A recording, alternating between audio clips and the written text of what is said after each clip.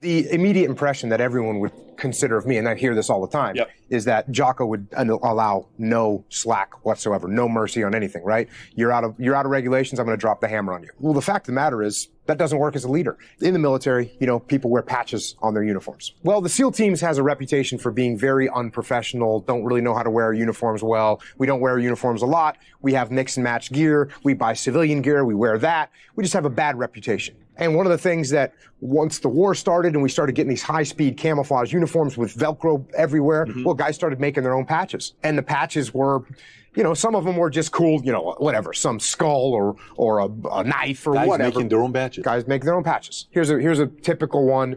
There's one that guys would make that say fun meter. And it would be a meter that's pegged like, okay, we're maxed out on fun here. That's a typical kind of the type of thing that people would make. Well, I knew from working with the conventional forces that the way you appear in a uniform is very important. You were in the Army, especially at an airborne division. I mean, you wear the same PT uniform. You wear the same uniform. You have it squared away all the time. That's the way it is. And I knew that also soldiers and officers in the Army and Marines and Marine Corps, when they look at someone that's out of uniform, they look at that person and says, hey, this guy can't even put on a uniform, right? How am I going to trust him out on the battlefield? That's just the mindset that they have. It's a good mindset, right? If you don't have attention to detail on that stuff, that's a problem. Well, in the SEAL teams, we're real slack about that. I said to my guys, look, we're not wearing patches. No patches. And my 2 platoon commanders, they said, okay, fine, no patches. We won't wear patches. But they really wanted to wear patches. So behind my back, they went and they got patches made.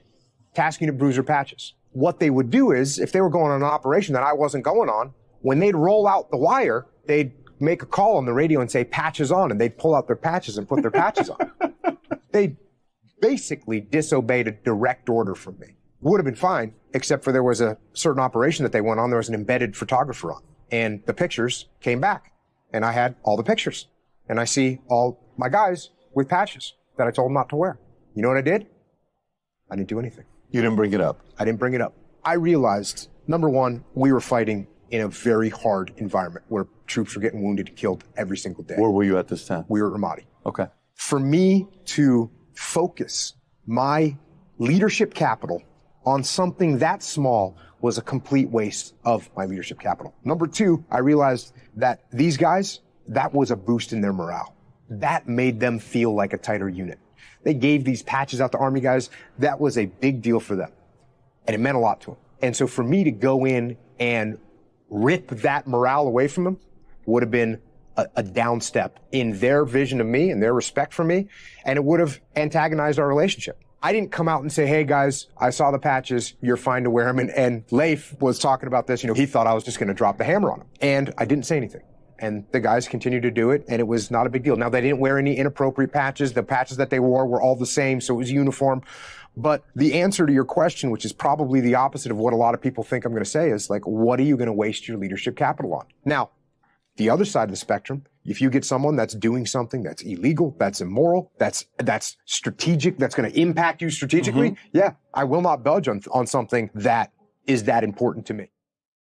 I want to tell you something else, and I want to make this clear. Don't just listen. Don't just listen. Do.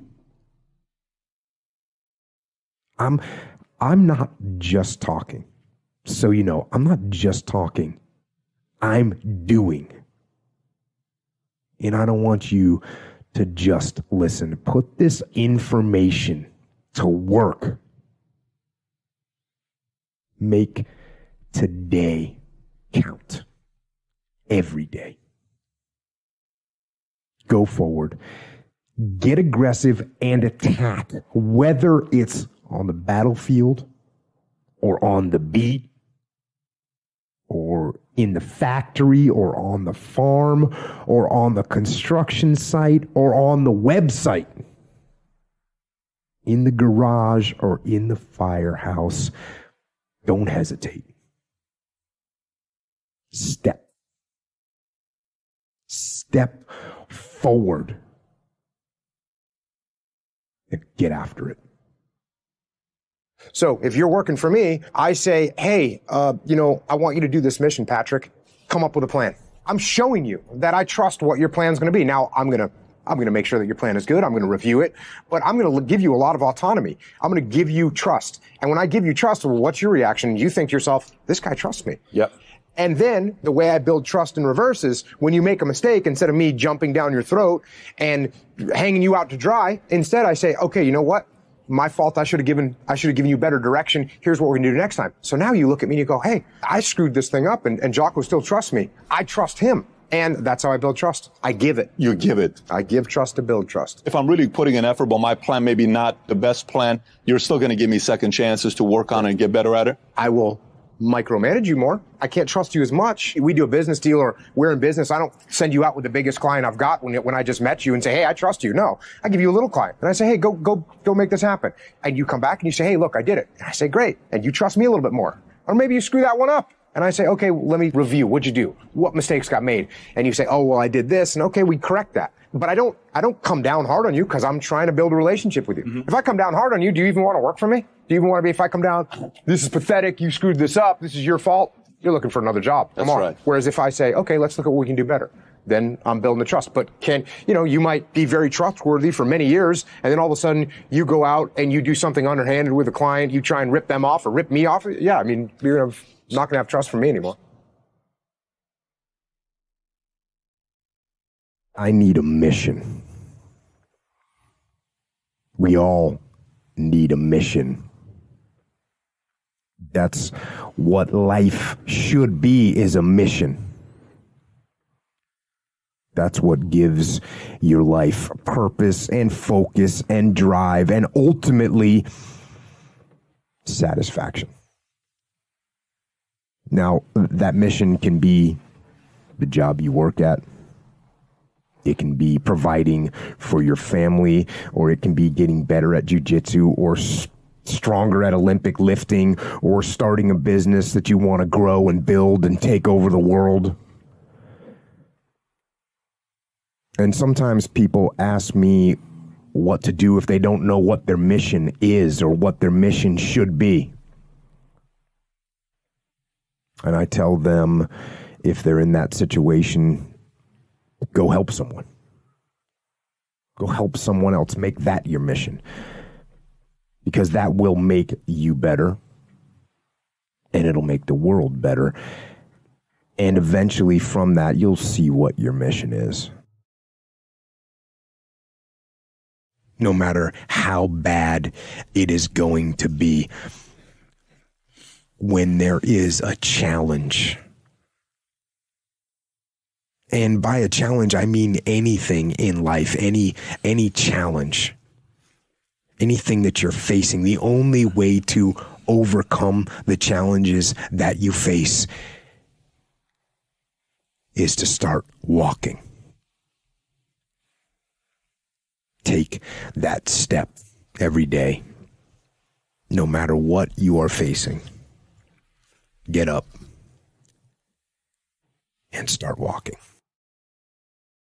You've lived a life dominated by doubt and fear. How do you step into bravery?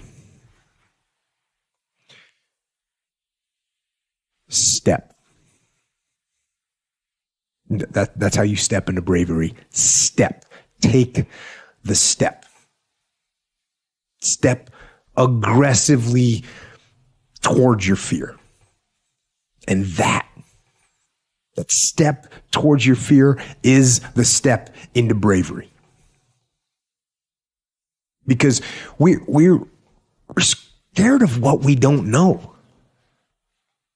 And there is only one way to learn and to know, and that is to confront that fear. You have to step, you have to go. And this simple action, this simple attitude,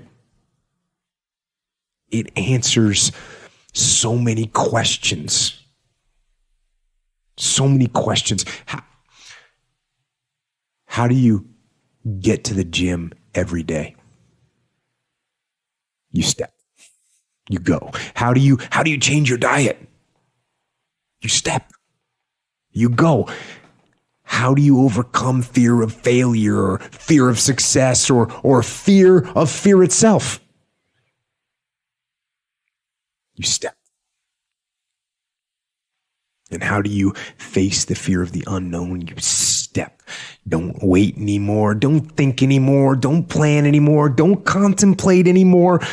Don't make any more excuses or justifications.